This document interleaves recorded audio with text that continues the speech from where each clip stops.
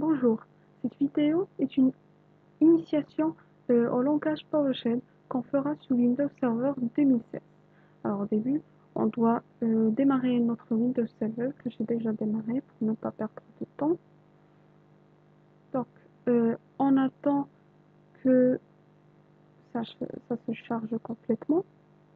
Et en attendant, définissons ce qu'est PowerShell. Alors, PowerShell, c'est une invite de commande qui ressemble à l'invite de commande naturelle et usuelle qui est le CMD, sauf que PowerShell contient des fonctionnalités plus avancées que l'ordinaire CMD.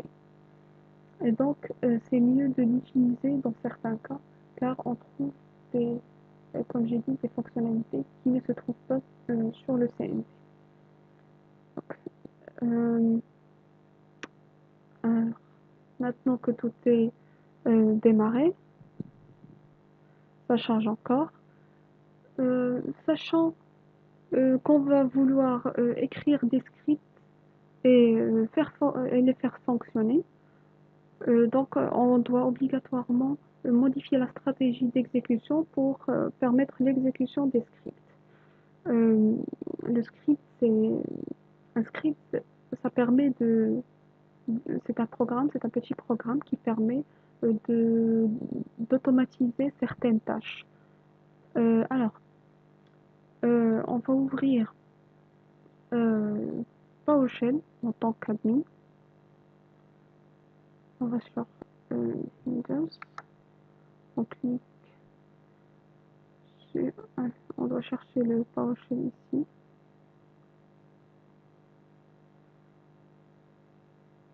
On le cherche.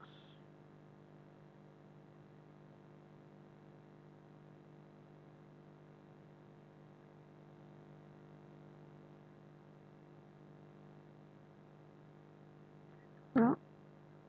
On l'exécute en tant qu'administrateur. Le voilà.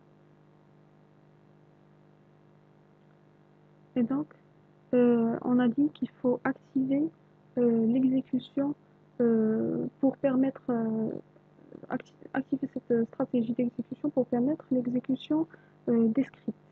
Et on va faire cela en tapant la commande suivante.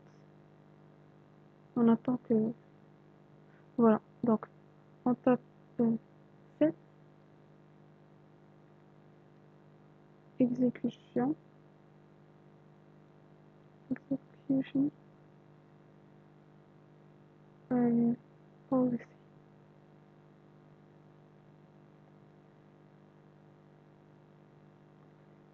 Remote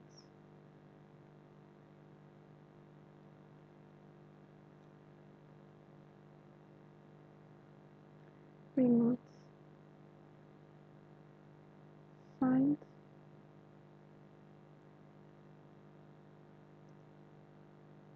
On attend. Alors, il nous demande de confirmer. On tape Y pour dire yes. Et on a changé la policy. La policy, c'est-à-dire la stratégie. Donc, maintenant, allons écrire un petit script.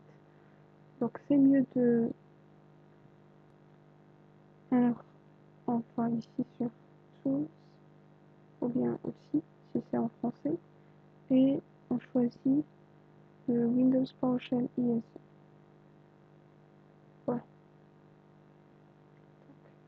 On peut écrire ici le script et on l'exécute avec ce bouton Run Script. Ce qui est bien aussi sur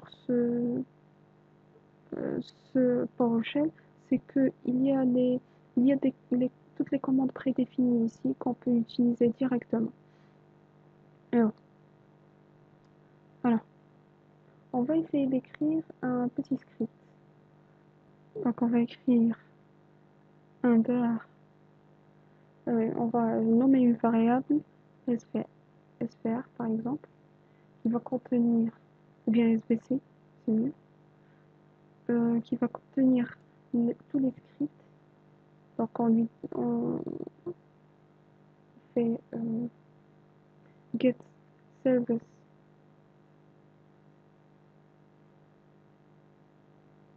pour poser tous les scripts dans le SVR. Après, on va essayer de d'afficher le nom, par exemple, du premier script qu'on a, euh, qu'on a sauvegardé dans le SVC. Donc c'est point name, oui, c'est point name. Non mais on doit préciser ici quel SVR. Donc préciser quel SVC. Donc on met le SVC 0 par exemple. Oui, on affiche son nom. Maintenant, essayons pourquoi ne pas faire une autre variable. On va l'appeler name. Pardon. On va l'appeler name qui sera le SVC, le deuxième SVC, le nom du deuxième SVC. Voilà. Et puis on va l'afficher. Ou bien on peut par exemple afficher sa longueur. Donc on n'a qu'à taper notre variable name.length.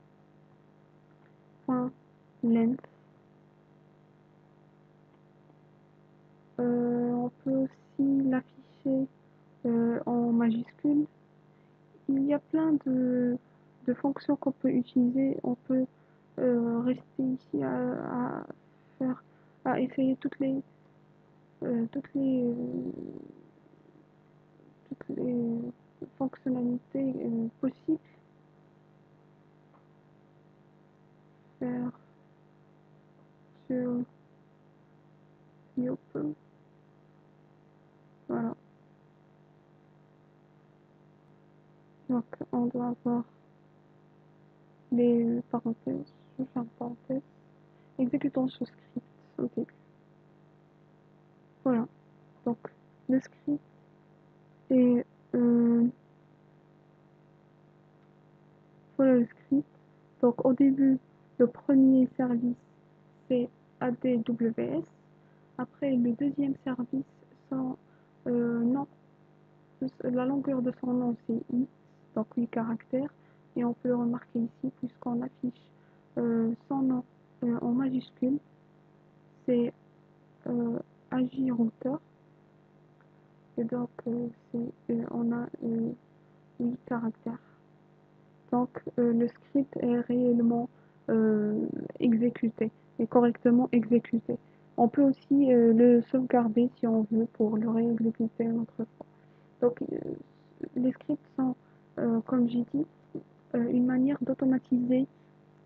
euh, nos, euh, d'automatiser nos tâches. Donc on peut créer un script qui permet de faire des tâches qu'on refait sans arrêt, des tâches où on doit écrire beaucoup de commandes.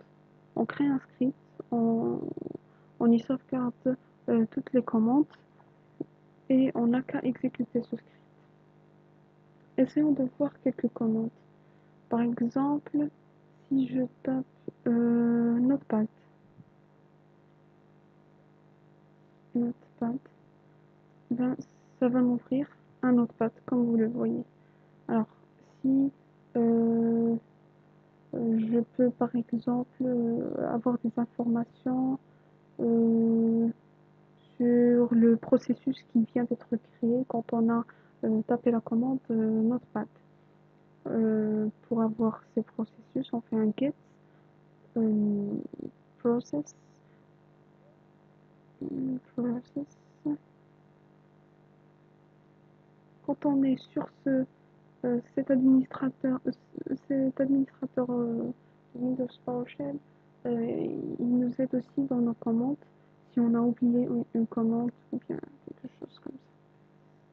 on fait une note, étoile pour continuer tous les processus qui commencent avec note et ils peuvent finir avec n'importe quoi.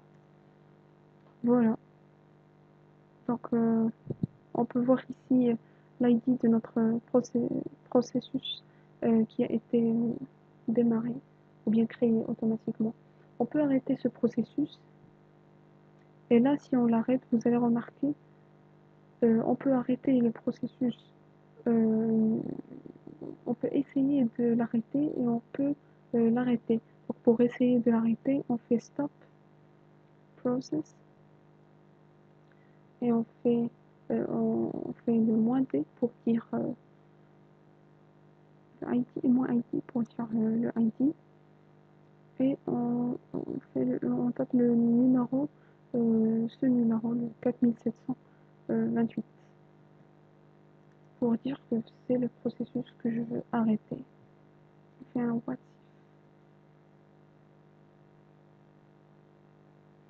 Voilà. Donc ça donne ça, le what if, ça permet de donner l'information sur ce qu'on a tapé avant. Maintenant, si on veut vraiment arrêter le processus, on n'a qu'à ajouter, au lieu de what if, on va ajouter confirm,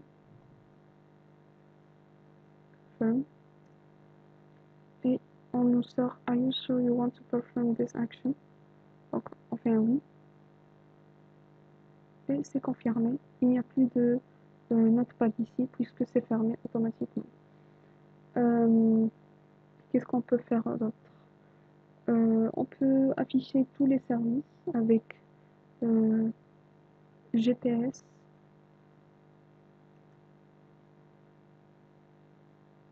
donc le tube, comme on a dit, pour dire que ce qui va sortir de la commande GPS, ça va être l'entrée de la commande suivante qui est int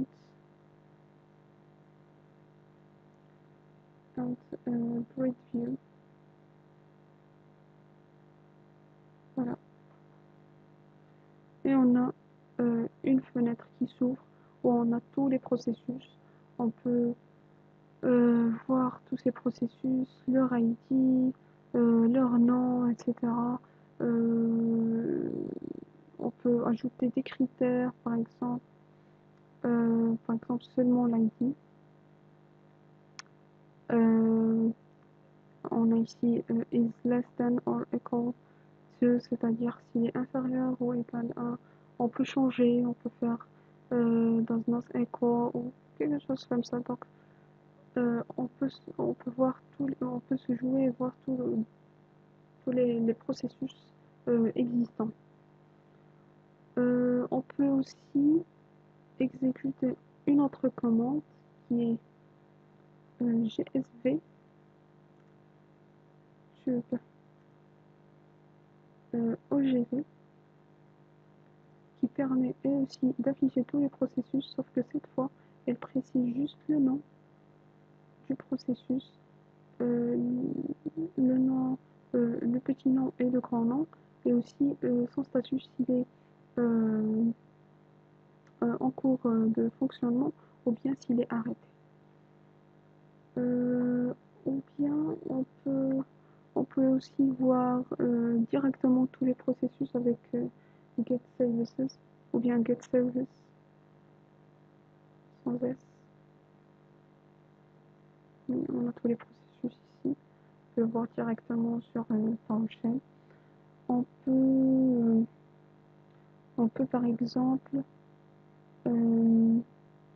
ajouter du contenu à un fichier, un fichier, un fichier texte par exemple.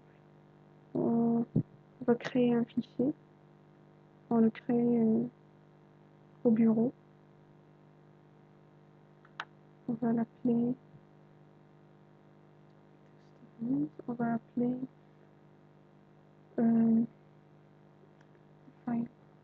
file voilà, .txt. Donc on revient.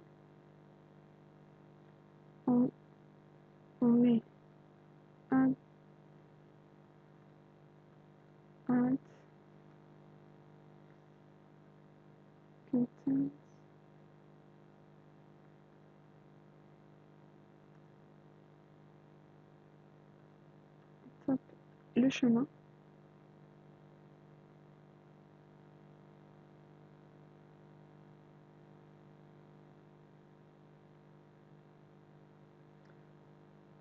Le chemin qui est... Si on ne connaît pas le chemin, on peut aller ici, cliquer sur n'importe quel, cliquer sur notre fichier même,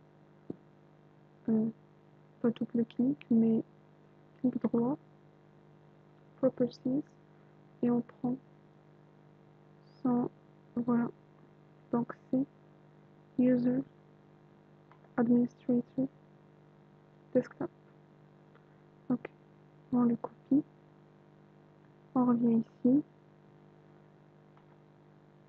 on le colle, on ajoute le nom du fichier, enfin voilà, file1.txt, on doit le mettre entre guillemets, le contenu, on met par exemple Hello people.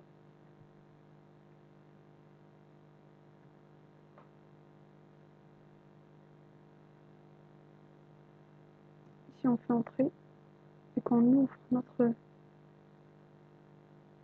fichier file1, on va trouver Hello people. On peut aussi supprimer son contenu, tout le contenu. On n'a qu'à faire clear, consent, oui, et on redonne le, le chemin de notre fichier. Après, si on revient faire notre bloc-notes, il faut l'actualiser, donc on revient à notre bloc-notes, il est vide.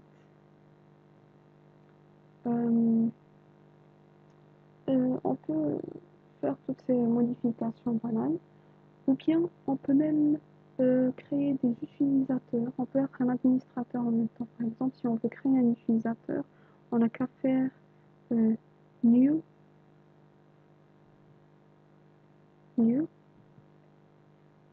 add user,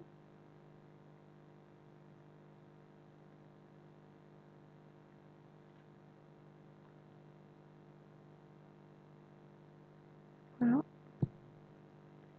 Et puis entre guillemets, on tape le nom du user. Moi, je vais faire juste un U. Voilà. Le user est créé, l'utilisateur est créé. On peut voir les informations de cet utilisateur. Get add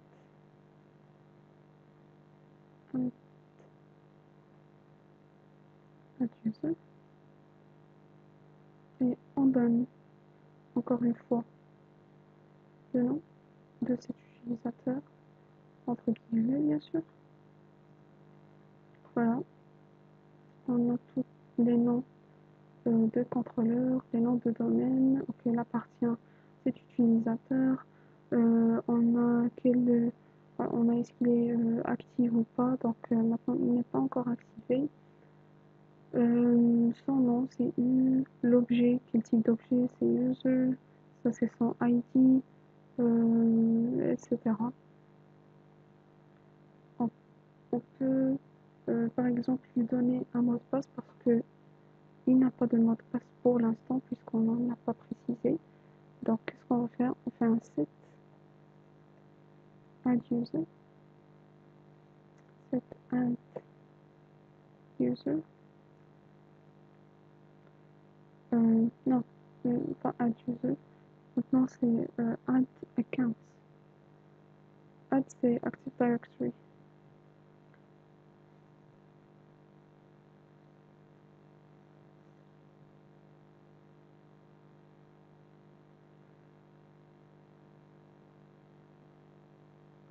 Add account password, c'est ça. On fait un identity et on donne le nom de l'utilisateur. Là, ils vont nous demander please enter the account password, le mot de passe qu'on a déjà pour cet utilisateur. Alors, on n'a pas encore connaît le mot de passe, donc on le laisse vite, faire OK. Please enter the desired mot de passe, le nouveau. On va mettre un mot de passe.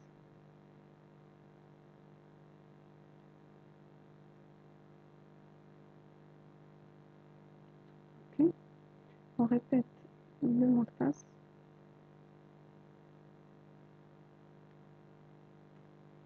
Voilà.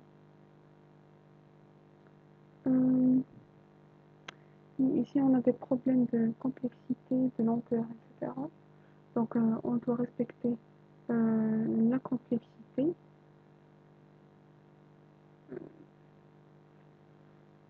Donc,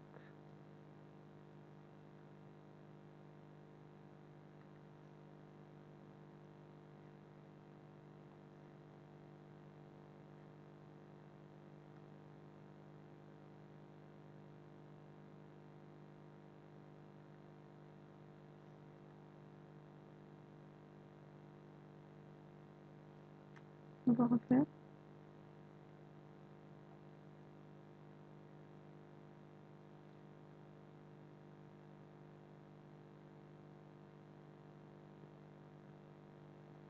On va refaire parce que je me suis trompée au début. Il ne faut pas que j'écris. Voilà. Là.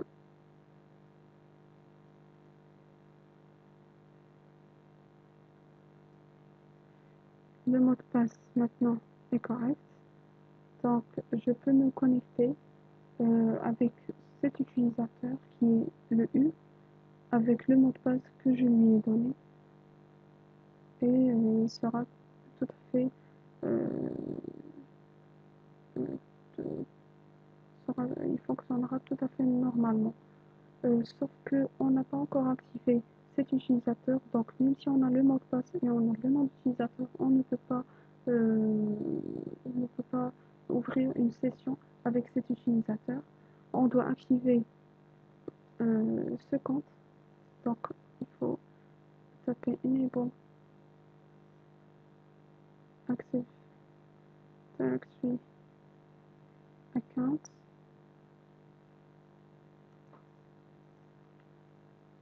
Identity, donne le nom, le U. Maintenant, si on refait Get Add User, on trouvera qu'il est activé et donc là, on peut l'utiliser. Si on se déconnecte, on ferme le tout. Yes, on peut enregistrer le script qu'on a déjà créé. On ferme le tout. Voilà.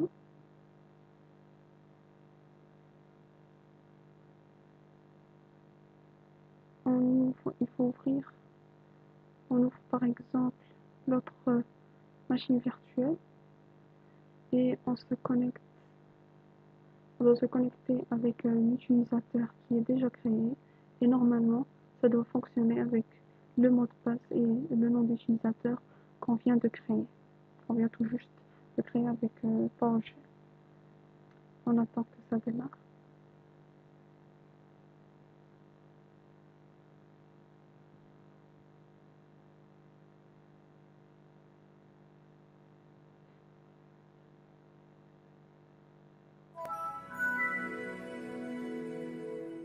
Voilà. On va changer d'utilisateur, un autre utilisateur. Le nom c'est U. On tape notre mot de passe.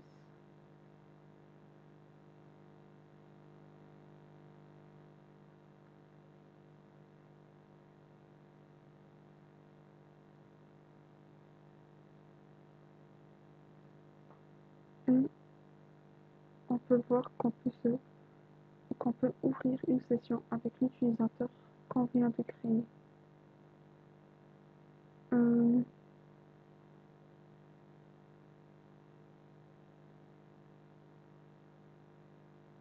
voilà.